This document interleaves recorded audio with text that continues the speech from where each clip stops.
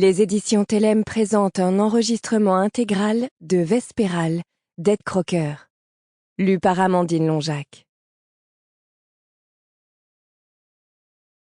À grand-père, tu aurais adoré cette histoire. Merci pour tout. Tu me manques. L'important, ce n'est pas la durée effective de votre vie, mais sa durée ressentie. Terry Pratchett. Le grand livre des gnomes, tome 1, Les camionneurs. Prologue. Les causes viendront plus tard.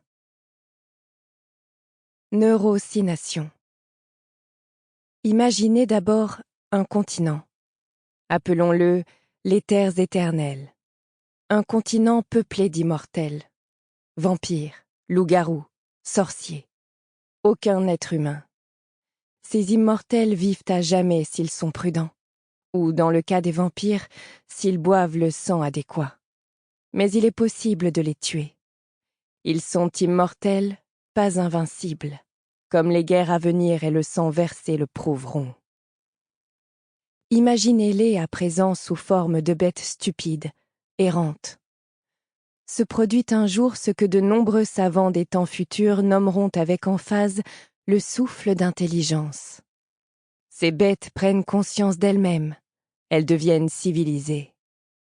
Les premières tribus apparaissent, puis les villages, puis les villes. Quelques siècles plus tard, de grandes cités se dressent vers le ciel.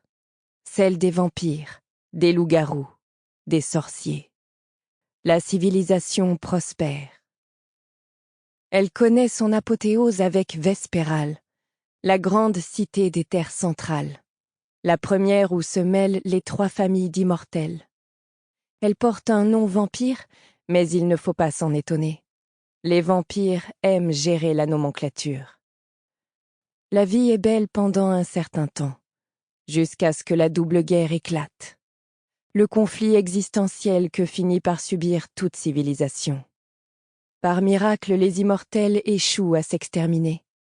Leur arsenal n'est pas assez perfectionné.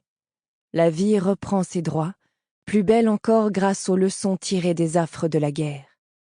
Un autre siècle s'écoule. C'est alors que surgissent les gris, un peu moins de 100 ans avant le commencement de notre récit. Nommés ainsi avec une originalité flagrante, d'après les manteaux gris qui dissimulent leurs traits, ils massacrent les immortels avec des armes d'une puissance effroyable. Les cités des terres centrales sont... Sample complete. Ready to continue?